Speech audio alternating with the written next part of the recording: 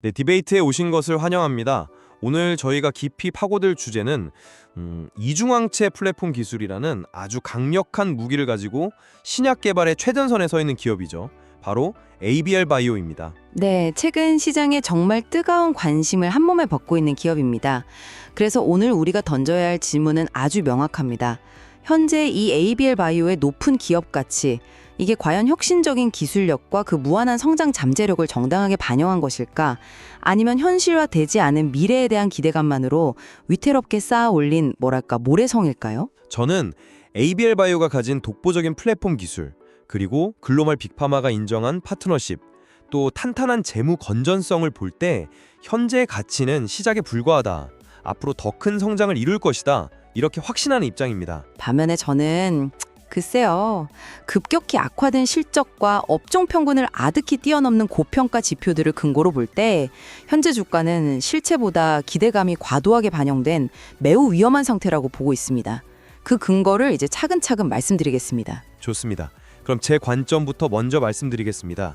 ABL 바이오를 제대로 이해하려면 단순히 신약 A, 신약 B 같은 개별 파이프라인에만 주목해서는 안 됩니다. 그 모든 것의 뿌리가 되는 그라바디라는 독자적인 이중항체 플랫폼 기술, 바로 그 자체의 가치를 봐야 합니다. 이것이 바로 일회성 대박이 아니라 계속해서 새로운 가치를 만들어낼 수 있는, 비유하자면 황금알을 낳는 거위 같은 존재인 거죠. 플랫폼 기술의 중요성에는 물론 동의합니다. 하지만 그 가치가 현재 주가에 얼마나 합리적으로 반영되어 있는가, 그게 핵심이겠죠. 바로 그 지점입니다.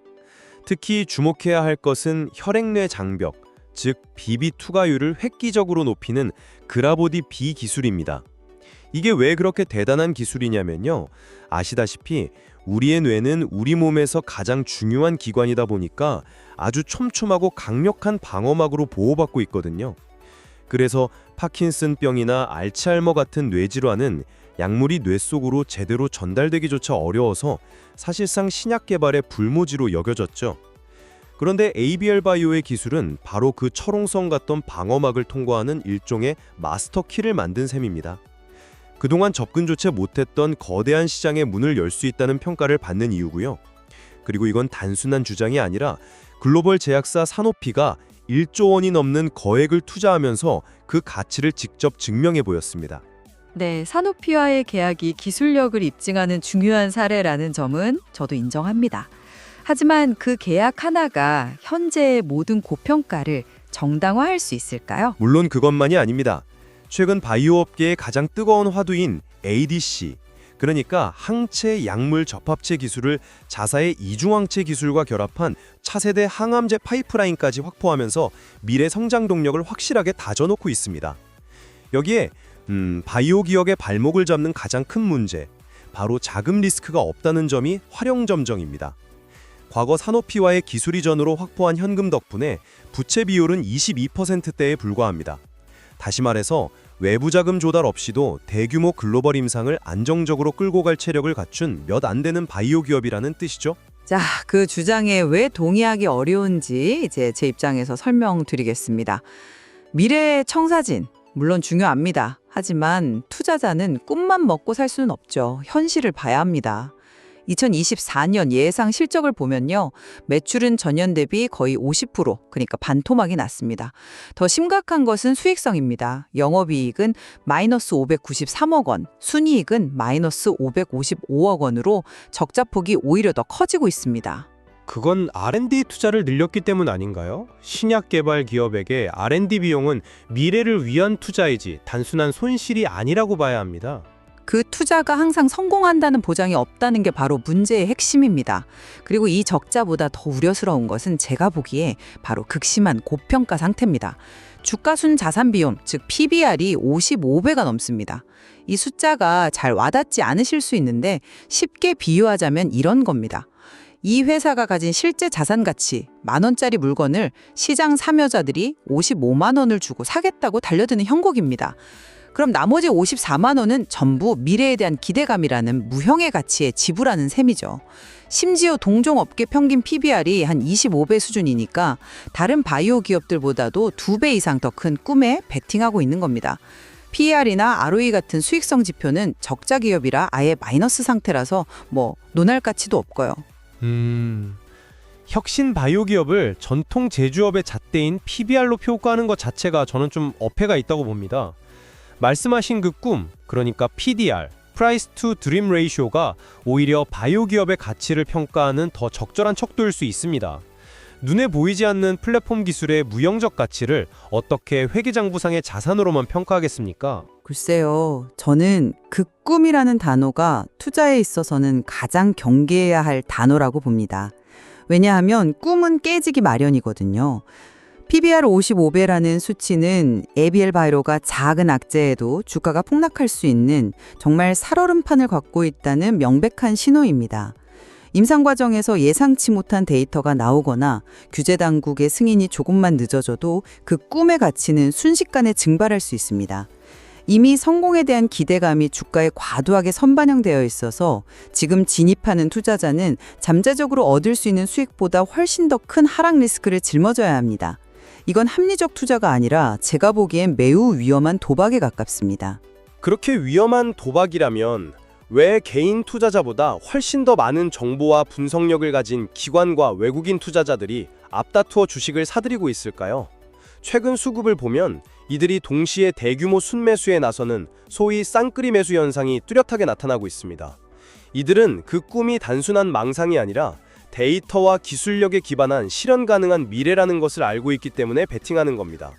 전문가 집단의 긍정적 평가가 돈으로 증명되고 있는 셈이죠. 저는 그 수급 형상을 전혀 다르게 해석합니다. 그것은 장기적 가치 투자라기보다 당장 1월에 있을 JP모건 헬스케어 컨퍼런스라는 단기 이벤트를 노린 전형적인 모멘텀 트레이딩의 가능성이 높습니다. 수급 데이터를 자세히 들여다보면요. 개인이 39만 주 이상을 매도하면서 차익 실현에 나서는 동안 기관과 외국인이 그 물량을 그대로 받아냈습니다. 이건 장기적인 가치에 대한 확신이라기보다는 단기 이벤트 전후의 변동성을 이용해서 수익을 내려는 투기적 성격이 짙다고 봐야 합니다. 만약 컨퍼런스에서 시장의 기대에 못 미치는 소식이 나온다? 그럼 이들은 가장 먼저 주식을 내던지고 떠날 겁니다. 그럼 그 손실은 고스란히 이들의 움직임을 뒤늦게 따라 들어온 투자자들에게 전가되겠죠. 단기 트레이딩으로 보기에는 들어오는 자금의 성격과 규모가 매우 의미심장합니다. 연말 포트폴리오 조정을 마치고 새 유망 종목을 선점하려는 전략적 움직임으로 해석하는 것이 더 합리적입니다. 그리고 기술적으로도 흥미로운 지적입니다. 주가가 한번 상승했다가 잠시 쉬어가는 소위 눌림목이라는 구간에서 20일 이동평균선의 지지를 받고 있거든요. 이건 보통 추가 상승을 위해 힘을 모으는 긍정적인 신호로 해석될 때가 많습니다. 수급과 기술적 분석이 모두 상승을 가리키고 있는 거죠. 기술적 지표라는 것은 투자 심리가 만들어내는 후행성 지표일 뿐 기업의 본질적 가치를 설명해주지는 못합니다. 결국 그 모든 기대감과 기술적 분석의 근간에는 신약 개발 성공이라는 가정이 깔려 있는데 그 가정이 얼마나 불확실한지를 다시 한번 짚고 싶습니다. 아까 적자 문제를 R&D 투자라고 말씀하셨죠? 네, 바이오텍의 적자는 실패가 아니라 투자의 과정이라고 봅니다. ABL 301과 같은 대규모 글로벌 임상을 진행하려면 막대한 비용이 드는 것은 당연합니다. 이 산업의 본질은 수년간의 투자를 거쳐 기술 이전에 성공함으로써 한 번에 그동안의 모든 비용을 상쇄하고도 남는 막대한 수익을 창출하는 구조입니다. 과거 산업비 계약이 바로 그 증거입니다. 대형 계약 한 건이면 모든 것이 바뀔 수 있습니다. 그리고 ABL 바이오의 탄탄한 재무 구조는 바로 그 기나긴 투자의 과정을 버텨낼 충분한 체력이 있다는 가장 강력한 증거이기도 하고요. 버텨낼 체력이 있다는 것과 성공할 것이라는 것은 전혀 다른 이야기입니다. R&D 투자가 항상 성공으로 이어진다는 보장은 어디에도 없습니다. 오히려 수많은 신약 후보 물질들이 임상 단계의 높은 벽을 넘지 못하고 역사 속으로 사라지는 것이 이 업계의 냉혹한 현실입니다. 기술 이전 마일스톤 유입 시점에 따라 매출 변동성이 크다. 분석 자료에 나온 이 문구 자체가 이 기업의 안정적인 수익 모델이 부재하다는 본질적인 취약점을 스스로 드러내는 겁니다. 성공하면 대박, 실패하면 아무것도 남지 않는 구조라는 뜻이죠. 투자를 통해 적자 폭이 점차 줄어드는 모습을 보이는 것이 아니라 오히려 그 폭이 확대되고 있다는 사실을 절대 가볍게 여겨서는 안 됩니다. 이는 투자의 효율성 혹은 진행 중인 파이프라인의 성공 가능성에 대한 근본적인 물음을 던지게 합니다. 그 불확실성 때문에 바이오 투자가 어려운 것이지만 동시에 높은 수익을 기대할 수 있는 이유이기도 합니다. 모든 리스크가 사라지고 성공이 확실해진 다음에는 이미 주가가 오를 만큼 올라서 더 이상 매력이 없겠죠. ABL 바이오는 그 불확실성을 플랫폼 기술과 글로벌 파트너십이라는 두 가지 키워드로 최소화하고 있습니다. 하나의 신약이 실패하더라도 플랫폼 기술을 이용해서 또 다른 신약을 계속해서 만들어낼 수 있습니다. 그리고 사노피 같은 거대 기업이 함께한다는 것은 그들이 우리보다 훨씬 더 정밀하게 성공 가능성을 분석하고 검증했다는 의미이기도 하고요. 파트너십이 리스크를 줄여주는 것은 맞습니다. 하지만 없애주는 것은 아닙니다. 임상 결과가 좋지 않으면 파트너십도 언제든 중단될 수 있습니다. 결국 모든 것은 데이터로 증명되어야 합니다. 현재로서는 그 데이터가 나오기 전까지 투자자들은 적자라는 현실과 고평가라는 부담을 안고 막연한 기대를 이어가야 하는 상황입니다. 저는 그 불확실성에 비해 현재 주가가 너무 비싸다고 판단하는 것입니다. 제 입장을 정리하며 마무리하겠습니다. ABL 바이오는 그라바디라는 독보적인 플랫폼 기술과 사노피라는 글로벌 파트너십을 통해 이미 그 잠재력을 시장에서 증명했습니다. 안정적인 재무 상태와 기관, 외국인의 강력한 수급을 바탕으로 중요한 변곡점을 맞이하고 있다고 봅니다. 현재의 높은 평가는 미래 가치를 합리적으로 선반영한 것이며 다가올 JP모건 헬스케어 컨퍼런스와 같은 이벤트를 통해 그 가치가 재평가되면서 추가적인 성장을 충분히 기대할 수 있는 시점입니다. 제 입장을 다시 정리하자면 현재의 주가는 실적이라는 현실적 기반 없이 오직 미래에 대한 불확실한 기대감만으로 쌓아 올린 위태로운 성과 같습니다. 업종 평균을 2배 이상 상회하는 극심한 고평가 지표와 신약 개발의 본질적인 불확실성은 투자자가 감당하기에 너무나 큰 위험입니다. 단기 이벤트에 편승하기보다는 기업의 지속 가능한 수익성이 실제 데이터로 증명될 때까지 한 걸음 물러서서 신중하게 지켜보는 것이 현명한 자세라고 생각합니다. 결국 ABL 바이오의 가치를 평가하는 것은 눈에 보이지 않는 혁신 기술의 무한한 가능성에 무게를 둘 것인가, 아니면 재무제표에 명확히 찍혀나오는 현재의 숫자와 내재된 위험에 더 집중할 것인가 하는 근본적인 관점의 차이로 귀결되는 것 같습니다. 맞습니다. 오늘 저희의 논의는 이렇게 두 가지 상반된 시각을 보여드렸지만 결국 이 논쟁의 종지부를 찍을 수 있는 것은 앞으로 발표될 주요 파이프라인의 구체적인 임상 데이터와 실제 기술 이전 성과라는 객관적인 사실일 겁니다. 그 결과를 지켜보는 과정 자체가 투자의 일부가 될 것입니다. 더 디베이트를 마칩니다.